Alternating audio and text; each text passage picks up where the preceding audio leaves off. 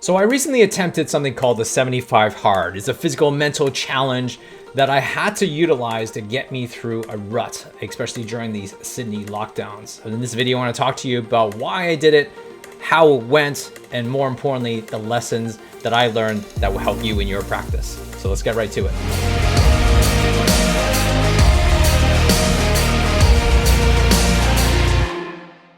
Hey there, it's Laurence Tham here from Your Chiro Coach. Today, I'm going to talk to you about 75 Hard. I attempted something called 75 Hard because about 4 months ago, maybe 3 months ago, well, actually 77 days ago, I actually did something that I was going through a situation. We're in the middle of lockdown. We're probably about a month in. And it just really got to me. You know, I got real super negative. I was feeling sorry for myself, and I just wasn't me. Anybody who knows me, I'm just not like that. And so I knew that I had 2 or 3 days in a row like that I knew I had to do something. So I called up my friend Taki, and we were just chatting, and he was going through the same thing. He said, why don't we do 75 Hard? And I know things that, I could have thought about it, I delayed it, I could have pushed it. It's like maybe, but I knew if I had to make a decision that day. And that day, as soon as I make that decision, I had to go, I'm going all in. It was always better when you actually start off with someone else. And we went in. And that's what happened. 75 days later, I can show proof that, I finished all 75 days. So that's what it is. So what is 75 Hard? Well, let me kind of quickly explain to you, and then I'm going to get right to the lesson because that's way more important than the actual thing. 75 Hard is a mental challenge, and you can go search it up, 75hard.com, and there's a whole podcast where, please do excuse his language. He is pretty hardcore with things, but at the end of the day, it was a mental challenge to help you get through a whole bunch of stuff. And here's the challenge.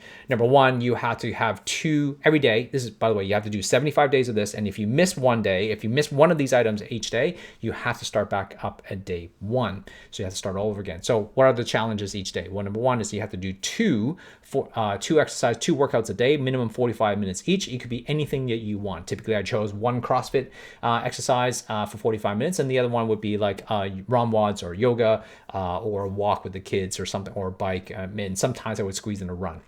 And one of them, the rule is that one of them has to be outside. The second one is that you have to choose a diet. It doesn't really matter what it is, paleo, vegetarian, vegan, no sugar. I chose a 16-8 fasting diet, intermittent fasting diet. So 16 hours of fasting, 8 hours of eating. And you just got to stick with it every single day. 3, you take a progress picture of yourself every day.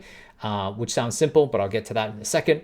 Drink 4 liters of water per day, which is absolutely a punish, especially in that first couple of weeks. No alcohol and no cheat meals, which is a little bit easier for me because I don't drink. And read 10 pages of nonfiction book a day. Now, which was probably the hardest one because that takes a lot of time. I'm a slow reader. So those are the things. And like I said, it's easy for one day, but doing that for 75 days, which is 2.5 months, can be challenging and definitely very challenging. But here's the lesson I learned from it. I think this will be helpful for you wherever you are in practice. Number one, I think the lesson I want to share with you is called win the day. One of the things that I said to you, the reason why I got into doing this in the first place was because I felt like I was in a rut. And when you're in lockdown, there's a lot of things that are going on in the outside world that you have no control over. And so what I really had to learn was that I had to learn how to control my own environment, especially when the outside environment was out of control. And I think oftentimes we feel this way, especially in this moment, no matter where you are in the world, the outside leaders and everything that are happening around you can be very it's just not favorable, and it doesn't make any sense. So oftentimes we get caught into that narrative. But the thing is that what you got to learn how to do, what I learned from about myself, is that I need to control the environment that I can control. I have to gain control of the things I can control rather than being focused on things I have no control over. So I have to learn how to do that.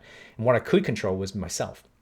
It's the things I put in my body, the food that I put in my body, the things I can do with my body, and what I can choose to focus on every single day. And when the day meant this, is that I had a list of everything. Every day I had a list of these, 5-6 items that I had to do every single day. And that kept my focus, which means that even if I did nothing that day, even if I was unproductive in terms of work or production, at least as long as I did those things, I felt accomplished, like feeling great working out twice a day. Felt like my body felt good. Reading a nonfiction book, I usually listen to audiobooks, but having to force to read, actually made me go like, yeah, actually reading is actually pretty good. It slows down my learning and slows down because I usually listen to 2 times speed. This actually helped me kind of stay focused. And I'm learning things that I wouldn't normally have learned because I'm reading books that, that are in my bookshelf that I haven't even touched in so many years. So all of these things and focusing on, preparation, all of these things help me to feel accomplished every single day. And winning the day, like making sure that I won every single day, starts building up that confidence, starts building that control, and knowing that I'm in control of my life and I'm in control of the path that I'm going.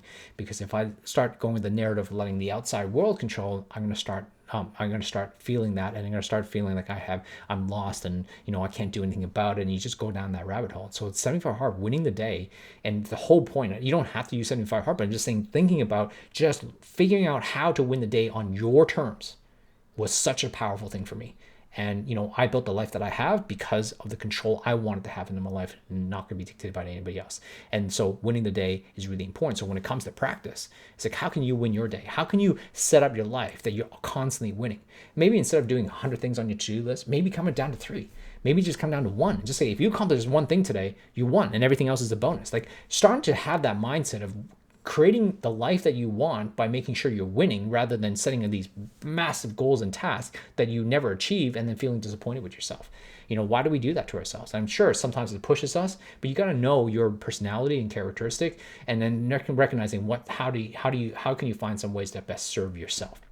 Number 2, there's 3 progressive phases within the 75 hard. There's 3 phases. Number 1 is the first phase is it definitely is like, it was like a goal, a challenge, and it was actually the easiest phase. The first 3 weeks was easy. When I say easy, like, it was easy because, other than the water, like, that was a freaking lot amount of water in the first couple weeks and peeing a lot. But other than that, like, it was easy because I'm like, I thought I couldn't do it. But the thing was only 3 weeks, right? It's only 21 days out of 75. And so that became the mental challenge in going to the second phase. The second phase is the middle rounds. The middle rounds, I wrote a blog about this. The middle rounds are the toughest because it's a freaking grind, right? The middle rounds is like, you don't have the honeymoon period anymore, right? The first phase is the honeymoon period. Everything's easy. The middle rounds is when it gets tough. And in the middle of a workout or a WOD, the middle rounds are always the toughest. If there's like a 5-round thing, round 3 sucks, right? Round 2, 3, and 4 sucks. Round 1 is easy. Round 5 is easy because you can push. But round 2, 3, and 4 sucks because it's a grind. Because it feels like, man, this is never going to end, because you're nowhere close to the end, but you're a little bit further from the beginning. So now you're kind of stuck. And so it's really challenging. The middle rounds that's when you got to grind. This is when you got to put your head down and stay focused, one day at a time, 1 foot at a time, 1 step at a time. And that's the most important thing here, is not to lose hope, and just keep on moving and keep your eyes on the next day, rather than focusing on where 75 is. Because if you're constantly ending at where 75 is, it becomes depressing because you're so far away from it. So that's the middle rounds. The third phase is the don't F up phase. Okay, and it's so true, because I literally started getting nightmares. The last sort of 2 weeks to 3 weeks, you're like, don't screw this up, right? You don't want to mess up, because you don't want to go back to day 1, right? Because I remember having a dream 3 days before, on day 72, I woke up thinking, did I actually finish my reading of my book? Because I did read 6 pages the day before, and I had to do something else, and I go back to it, and I almost like couldn't remember, and I jumped out of bed thinking like, oh man, did I miss this, and I have to go back. And luckily I did finish those 4 pages, and confirmed, and I can tell you the truth about that. And you start having these nightmares of like, did I eat the wrong food? And so all these things start happening, and that's like the don't F up phase. And sometimes that's what happens when you get close. You start tightening up your focus. Because you have to tighten up the focus, because you've been doing it for so long, you kind of loosen up a little bit. And I can tell you, right, well, I'm in a group with people who are doing this, the 75 hard, and you know what the most common mistake that most people make out of the whole list, guess which one it is? It's never the exercise one, because that takes planning. It's never usually the water one, because that takes planning. You can't just drink 4 liters in one shot. You gotta have to plan. You try to drink. I drink at least a good 2 liters to 3 liters before noon, because I want to get that over with. And so everything takes planning. Reading a book takes planning. You know what the one thing that doesn't take planning? Taking a photo of yourself. Taking a photo of yourself takes literally 1 second, and that's the problem. And that's where most people fail, is because of the simplest task. And that's my last one on the third lesson, which is details and accountability. You see, the smallest details, if you miss it, oftentimes we think we got everything else. But the things that take a lot of detail and planning, usually we're okay with.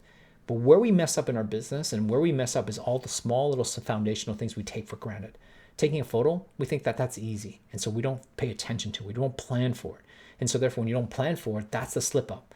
And oftentimes I have my friend talking, I hope he doesn't mind me saying this, he fell twice. As we started together on day one, he fell twice because of the photo. You would think that's the easiest thing, but that's the thing. That's the one thing. That's the lesson I've noticed, is that the smallest details matter. And we all know this when it comes to practice. When you mess up on your smallest details in your life, when you mess up on the small things, they may not seem like a big thing, but they matter. And this is why when we teach our kids to say please and thank yous, those things, little things matter. When you start talking about things, you let them, slip up too much, or you let your staff get away with little things, and you think it's little, it creeps up at you and it becomes toxic within that culture. All of these things happen. And the last thing about this is accountability, and accountability is so important. Now, my friends always ask me, or my wife asked me, it's like, well, so what if you missed it today? What if you didn't do this exercise today? But I will know. That's the thing. It's like, you gotta have to have self-accountability. That's the lesson I learned. It's like, this has nothing to do with anybody else. No, I didn't even tell them. Most people didn't even know that I was doing 75 hard. I didn't say anything. I didn't post it up on anything. Why? Because I want to do this for myself. But I'll know whether I made that, if I read that 10 pages of book that day. I know, right? And that's the thing. It's like, are you accountable to everything else in your life? Because how you play this is how you play in everything else. If you start cheating in the smallest things on a challenge, then you're going to cheat elsewhere in your life. Now, is it okay? Of course, you can. But when you start doing that, what happens is that you start cheating in your own personal life, in your business life. And you start creeping in and making it okay to do those little things. And what happens is those small little details will create cracks in your life.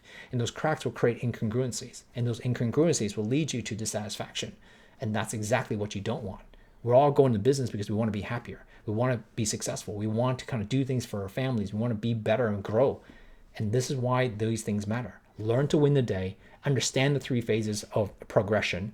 And 3 is understanding the details and the accountability that you have to have for yourself. Listen, you can hire a coach like myself to keep you accountable, but that's not my job. My job's not there to keep you accountable. My job is to guide you through, navigate you through the obstacles that you don't even see yet. And my job is to help you see things you can't see yet or don't want to see. My job is to help you hear things that you don't want to listen to, because that's what you're trying to avoid. Because we're all, our people, our human beings, we don't want to see and hear things that make us wrong. We don't want to see and hear things that are uncomfortable. But that's why you want a higher perspective. And doing a challenge like this changes my perspective on how I approach things. And it was fundamentally the one thing I can say, the one of many things that helped me got through these lockdowns. These lockdowns have been tough. I know people have done it tougher, but I can guarantee, like for me, like from my own personal experience, it was one thing that helped me get through it, because I got to gain control. I took control of my own life. And that to me was more important than anything else. Because when I can control where I want to go and I can control my life, it makes all the difference. Because when I'm in control, then I know that I can move towards my destiny, even though it might take me longer to get there, but at least I'm the captain of my own ship. So how do you become the captain of your own ship? Take control.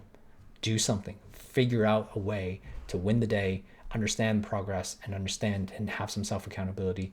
And if you want to take up 75 hard, go for it. I'm not asking anybody to. I really don't care. It's really just more, find something that challenges your mind, find something that you can get disciplined towards, and help you create accountability for yourself. I hope this video has been valuable to you. If it has, please maybe like this and share with other colleagues who would benefit from this, or invite people to the Chiro Think Tank group. And I would love for you to commit to something. And if you also have done 75 hard and you're going through it, maybe comment below and let me know what progress you were, where you were at, and how we can best help you to keep you accountable in any challenge you might be going through. All right, we'll talk to you soon, and I hope everything's going well with all of you. And if there's any problems or any challenge, I know it's a difficult time right now, get your head on straight and get your mindset straight. And if you need help, give us a ring, give me a call, message me, and we'll chat. Talk soon.